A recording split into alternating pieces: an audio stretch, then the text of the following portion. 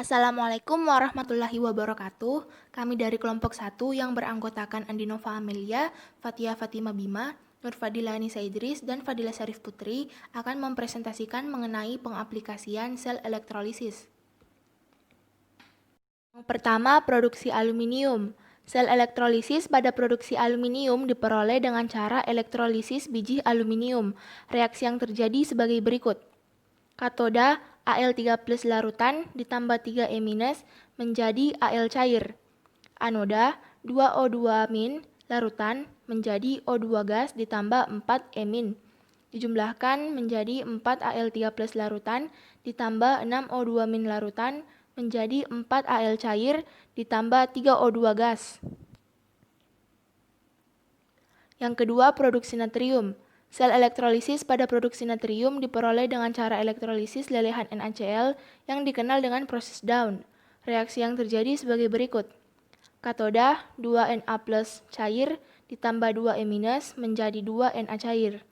Anoda 2Cl- cair menjadi Cl2 gas ditambah 2E-.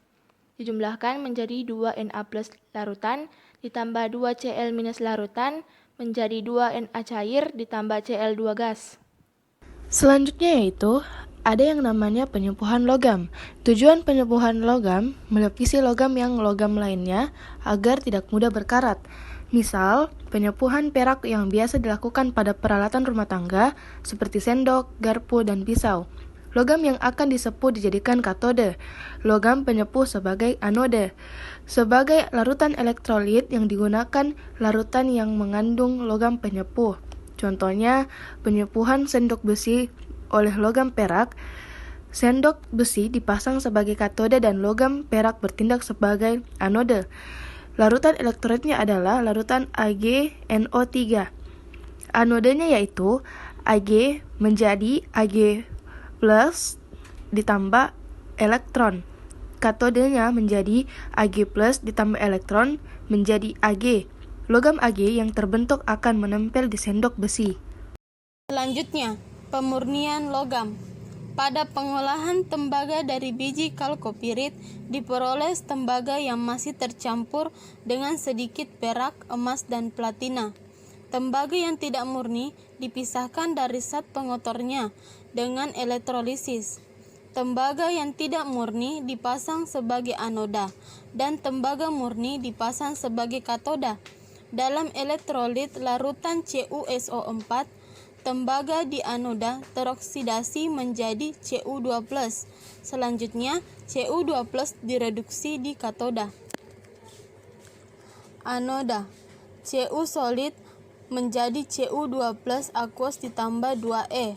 Katoda, Cu2+ aqueous tambah 2E menjadi Cu solid.